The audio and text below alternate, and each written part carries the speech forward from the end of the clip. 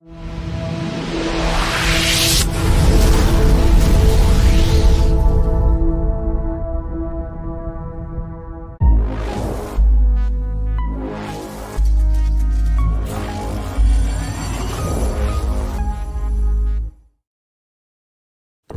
of this content is not allowed without the express written consent of EBH Fitness, LLC.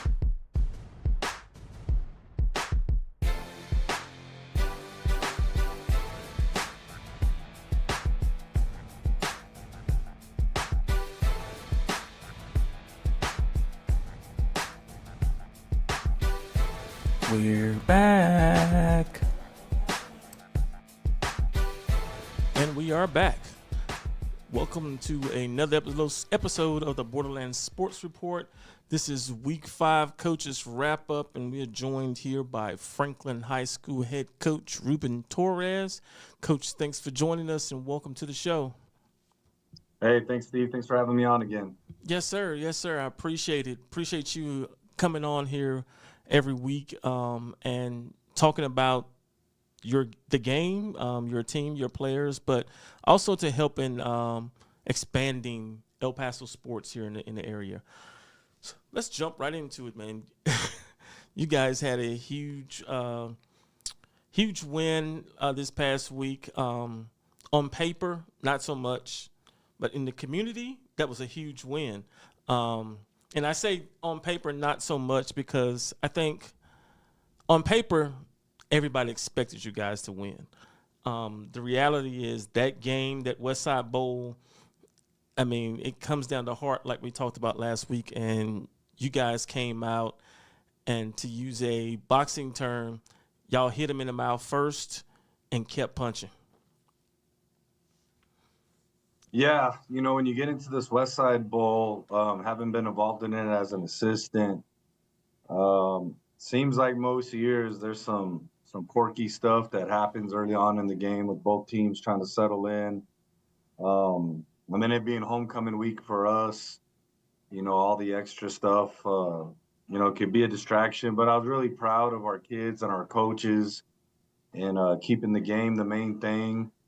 And I felt like, early on, our first pass, could have got picked, but I felt like pretty much for the whole game, we were settled in and focused, and our kids played real hard, as did Coronado's.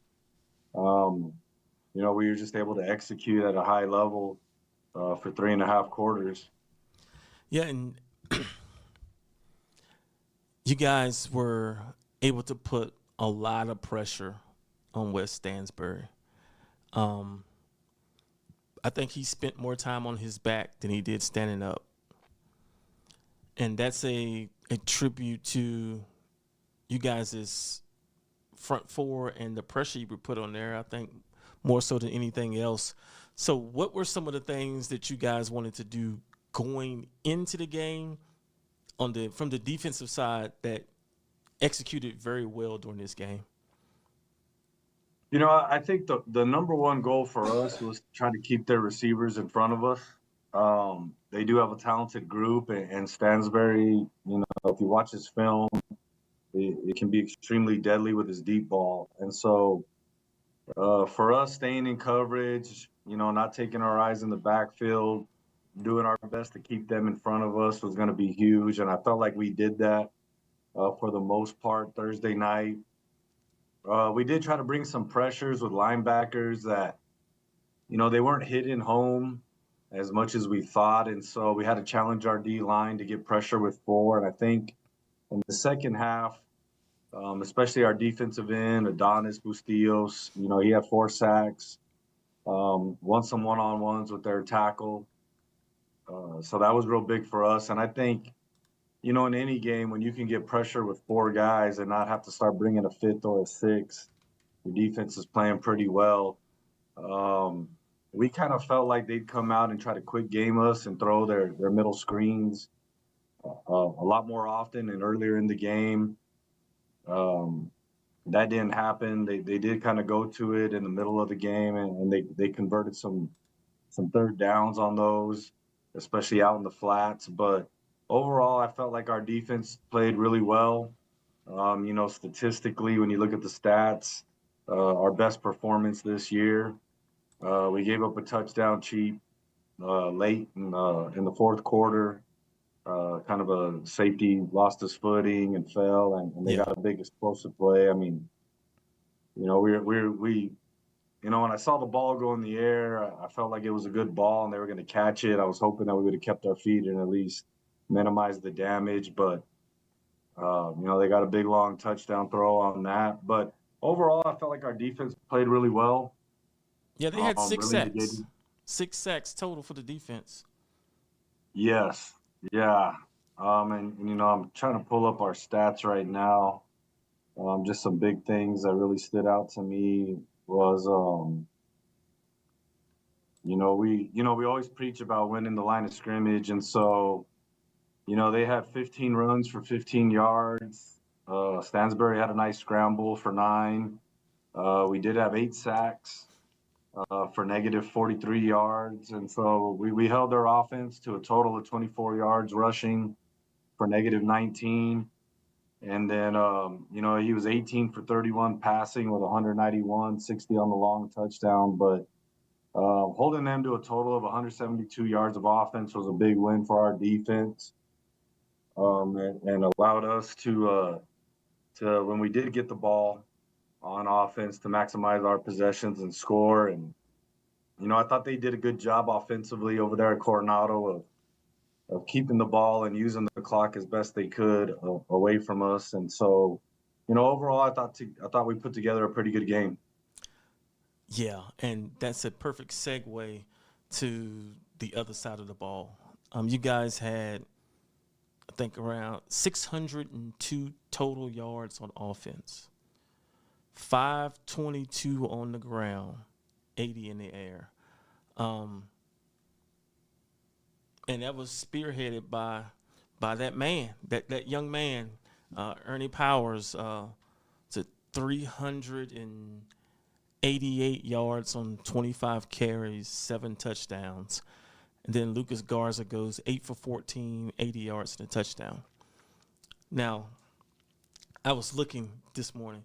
So Ernie right now is the leading rusher in the state of Texas, number 2 in the nation at 1,570, I think it's 75 or 78 yards. But he's number 1 in the country in touchdowns at 27. How as a coach do you balance that young man? Because I know I have a feeling, I don't know this for sure, but I have a feeling that this may be one of his goals is to break some records this year. How do you as a coach balance that and ensuring that young man stays healthy, not only for the rest of the season, but for later on in his career? Yeah, when you look at the films, He isn't getting hit a lot. Ernie, yeah, he doesn't take a lot of clean shots. I think Coronado probably so far this year has done the best job of gang tackling them. But even when you look at some of those clips, he's carrying 3 to 4 guys. We did try to rotate him out a little bit more this game. One of the things was when you talk about records, and this was a lot more on me than on him. Once he hit 5, we started looking at the single game rushing record for the state of Texas, and it's held by Jonathan Gray at 7.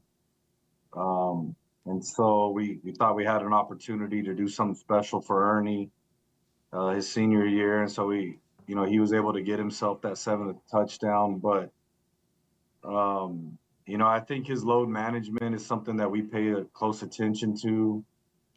His carries, we're Lubbock Monterey, he carried the ball quite a bit, but we try to keep his touches, somewhere in that 27, 28 category, and that includes his receptions. But he's in such phenomenal shape. It takes care of his body so well.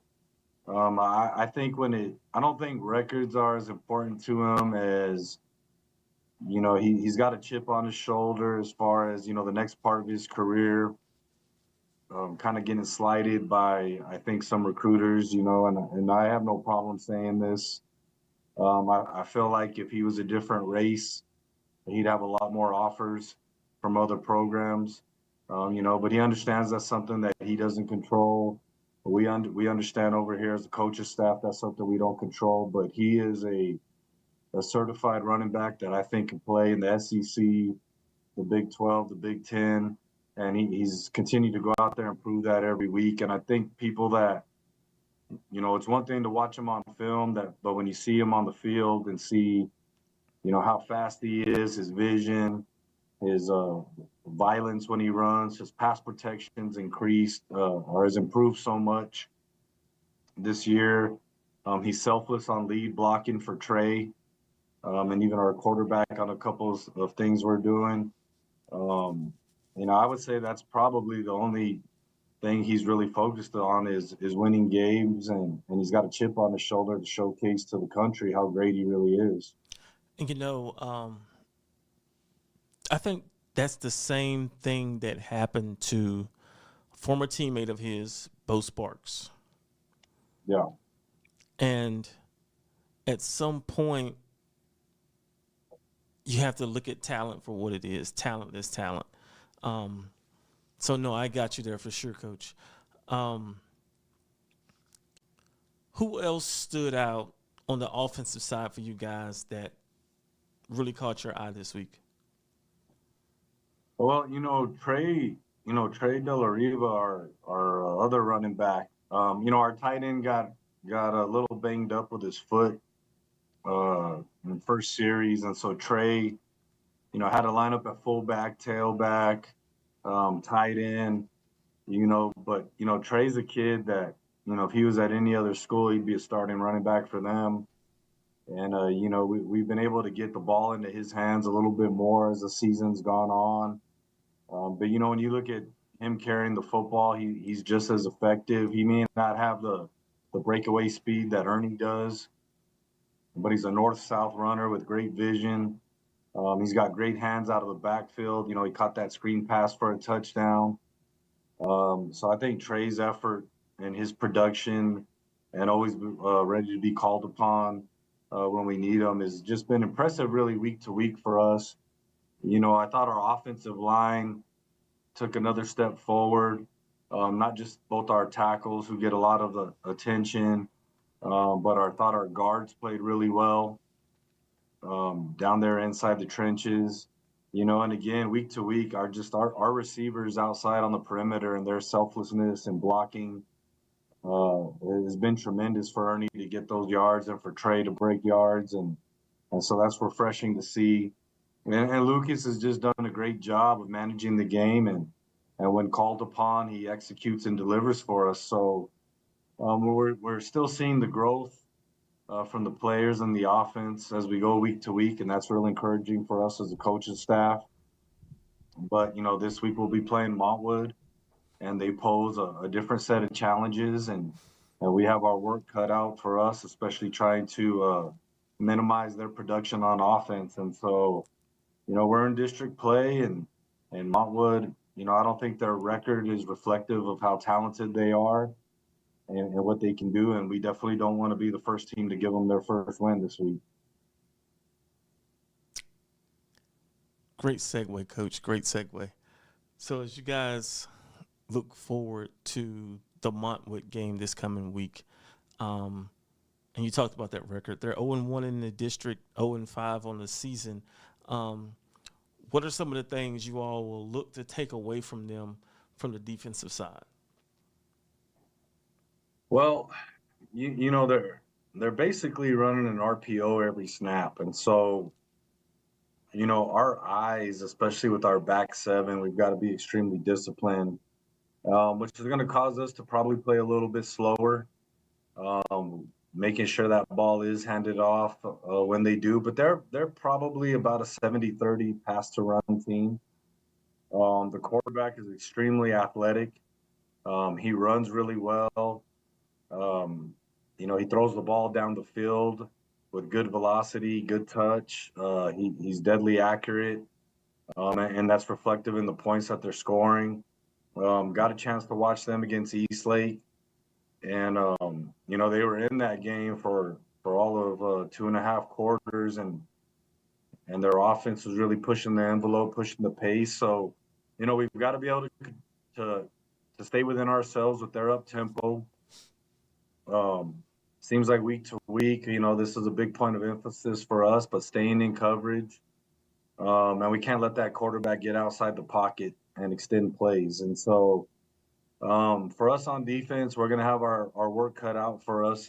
This is a different type of offense than what we've seen so far this year, with their commitment to the passing game and their effectiveness in it.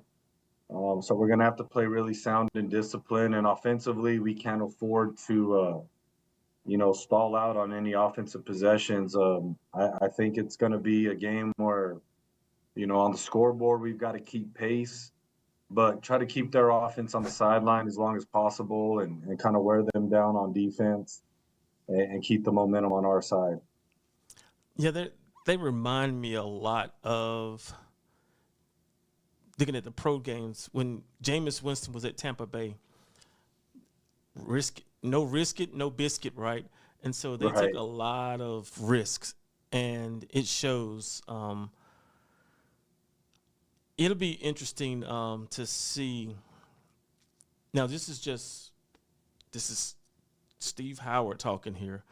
I think your front four will be able to put a lot of pressure on that offensive line and allow you guys to not have to rush extra linebackers to get pressure on the quarterback. I just think that just from what I've seen from Montwood, I think, and with you guys, I think your front four will be able to put a lot of pressure on that quarterback and cause him to have to get out of that pocket, and that's where your linebacker play is going to have to come into containing him and keeping that coverage down the field. But I don't think you guys will have any issues in solidifying that game. But hey, it's a district game. Anything can happen, and you definitely don't want to overlook any opponent. That's why we play the games. Yep, you're absolutely right. Yeah, and it's on the road. It's over there at Montwood. So we got some traveling to do to the east side. But you're right. We'd rather play coverage with 7 and 8 and really challenge our defensive front to get pressure with 4 or 3. But we're a 4-man front team predominantly, so our front four gotta hit home, because if we have to start bringing linebackers to get pressure, we're kind of playing into their hands. Yeah. No, definitely. Well, I mean, I think I can do this live today. Typically, we do this on Tuesdays, and it'll still go out on Tuesday, and we talked about this before we started the show. So the player of the week this week will be Ernie Powers from Franklin High School. That Awesome. Young man put on a show. He will be the first repeat performer for Player of the Week here for Borderlands Sports Report. And so I just want to say congratulations, Ernie. Congratulations to you, Coach, on that big win. And look forward to seeing you guys this coming week as y'all go to, I think y'all play at the SAC, right? Yeah, we'll be at the SAC on Friday. On Friday. So we'll definitely be watching that. But, hey, anything you want to say in closing, Coach? No, just I think it was a great week of high school football. And as always, it's great to be on here with you, recapping the week and getting an opportunity to highlight our team and kids, as well as the kids that we play against. And so I think, again, it's a great thing you're doing, man, and I'm extremely honored to be a part of it. I appreciate it. Hey, Coach, can you hang on 1 second after we end the show? Yes, sir. All right. Well, hey, folks, this has been another episode of the Borderlands Sports Report. Continue to watch where we try to go beyond the field and get into the minds of the coaches and players. So we'll see you guys next week. Well, actually, we have a second show this week. We've got Fabian's coach coming on,